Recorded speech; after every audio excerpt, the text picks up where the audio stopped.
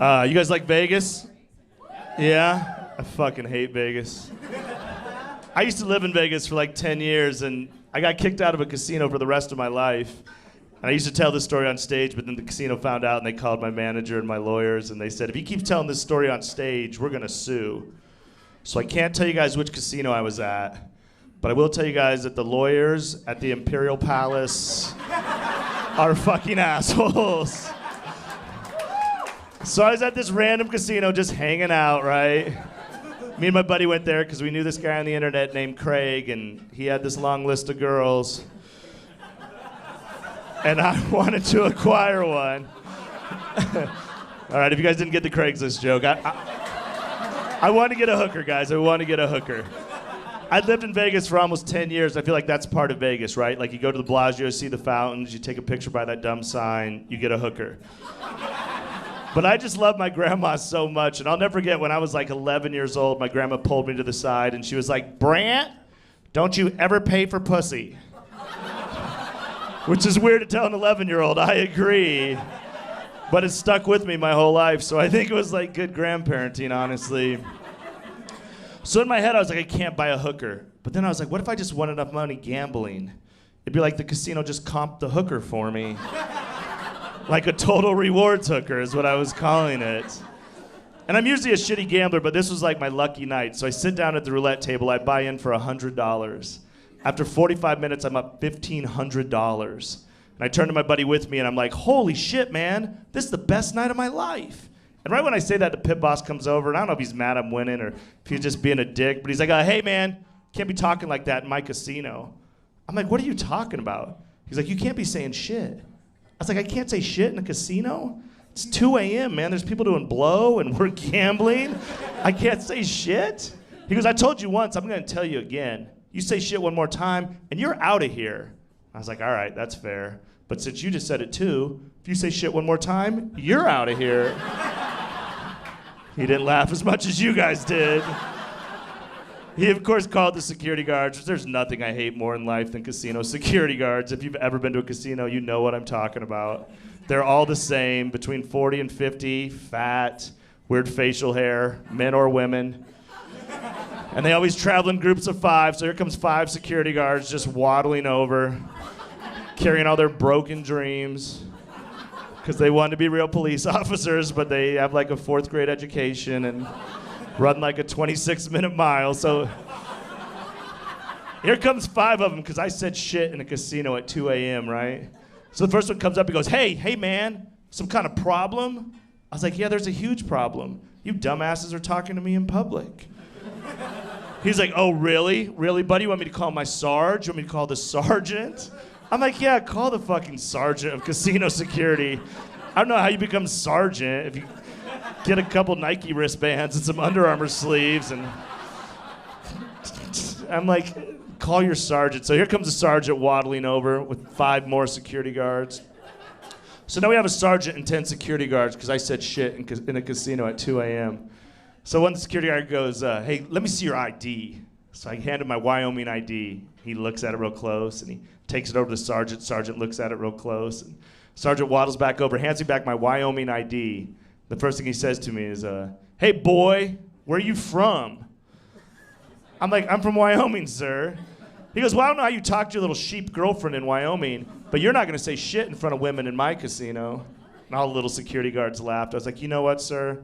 I never like to curse in front of women, but I do know a group of women that curses every single morning. It's your mothers when they wake up and go, my son is a 47-year-old security guard in Las Vegas. Shit! They didn't laugh as much as you guys did. He's like, that's it, smart ass. Take your chips, go to the cage, and get out of here. But you guys know how it is, there's that many security guards. Big-ass crowd forms. I'm a performer. I see a crowd, I'm like, it's showtime, bro. You want to ruin my hooker dreams? Here we go. So I didn't know what I was going to do, so I knew I was going to do something. So I look at my boy, I'm like, watch this. So I start to walk towards the cage to cash out my chips, but I have to walk by the pit boss that started the whole thing, and he's just sitting there with a smirk on his face like he beat me.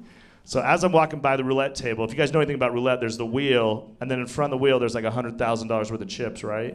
So I get to the table, I reach in, I'm like, fuck it, I don't want this money. I stop the wheel while it's spinning, and I pull the roulette ball out right in the middle of the casino. Casino goes quiet like I'm holding a bomb or something. And I don't know what came over me. I think it's like when you're a little kid. I was like, well, fuck it. If I can't play, I'm taking my ball and I'm going home. But as I'm holding this little marble, I realize I don't want this thing. And I look up and I see the pit boss looking at me all confused. And in all my drunken anger, I just reared back and I threw that roulette ball as hard as I could at the pit boss. Hit him right in the chest. This one gets a little blurry. Because all those fat-ass security guards come tackle me in the middle of the casino. I land on my face, I chip one of my teeth, we wrestle around for like 45 seconds, my watch breaks, somehow I lose a flip-flop. And they have me pinned on this dirty-ass casino carpet, and they zip tie me up in the back, and when they stand me up, the casino goes crazy. Like the few older people that are still up are like, get him out of here, he's a nuisance. But the young people are like, holy shit, that was incredible. And they're trying to high-five my shoulder as I one flop to casino jail. So now I'm in casino jail for like an hour, which is way nicer than my hotel room. And I'm just sitting there talking shit to these security guards. I'm like, guys, do you really have to wear all the Nike wristbands and underarm sleeves? And what drawer do we keep the plastic badges in? And what time will mommy be here to pick you up from work? Like, I'm riding them hard for like an hour. But then the real cops come, Las Vegas Metro, and I have a respect for real police officers that do real shit, you know, and plus these two cops are huge.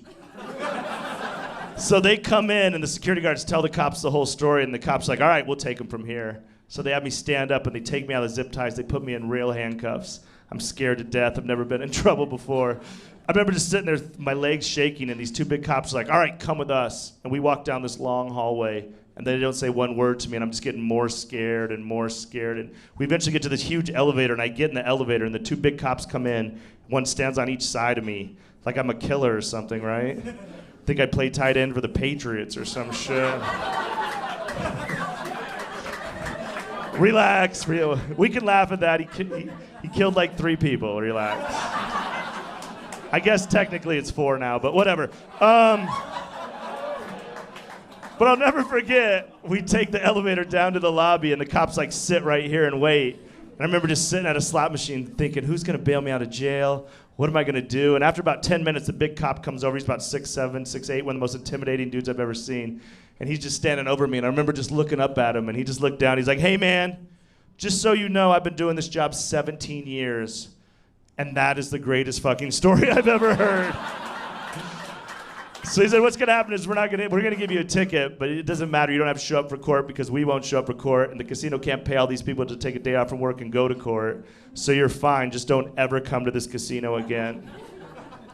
So the next night, right now, fucking, I never went back. But the best part of that story, if you come to my house here in Denver, like in my office, I have awards and pictures with famous people, college degree hanging on the wall. No one gives a shit about any of that. The only thing anybody ever wants to talk about is this pink ticket I have framed above my desk from the Las Vegas Metro Police Department that just says, disturbing the peace, stopping live roulette game in progress, and hitting pit boss in chest with roulette ball. Which has done way more for my career than some bullshit-ass college degrees, so...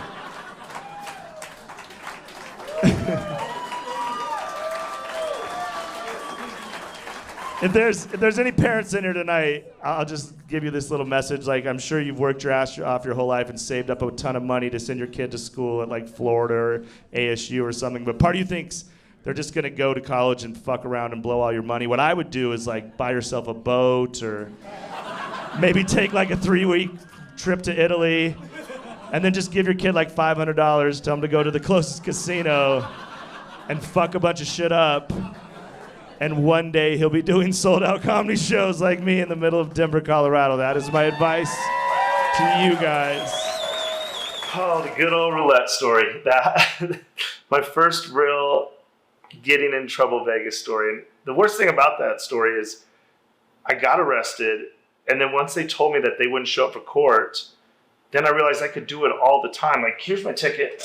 It's all a true story. People are like, is it really true? It's 100% true. Here's my ticket that hangs in my office at my house.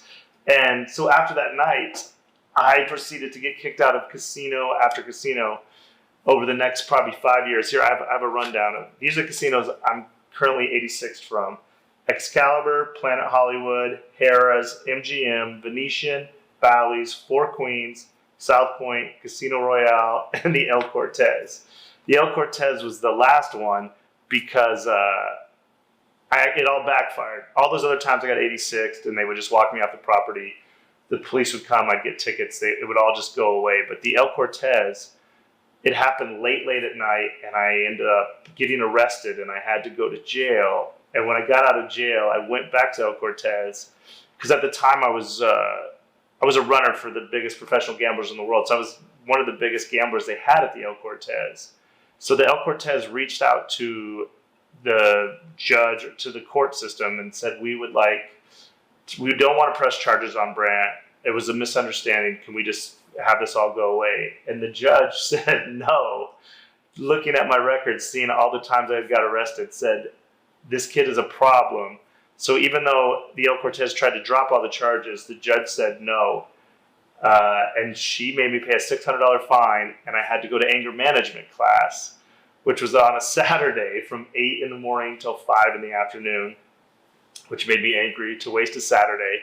But I'm proud to say I graduated from, let me show you this. I graduated from the Las Vegas Municipal Court. Brandt Tobler has successfully completed Impulse Control Program, sessions 1 through 4. This is my diploma that hangs next to the ticket from the Las Vegas Police Department. It says, you can see my diploma. Here's my mugshot. Here's a picture of me and Suge Knight. There's a picture of me drunk standing on top of a police car in Cheyenne, Wyoming. It hangs in my office along with the ticket. So this was kind of the final straw, having to go to actual jail. It's the only time I've been to actual jail. And then having to go to the impulse control class made me realize that as much as I hate authority, I needed to retire from fucking with security guards. So hopefully, well, let's hope that's the last time I get arrested and have to go to casino jail or real jail.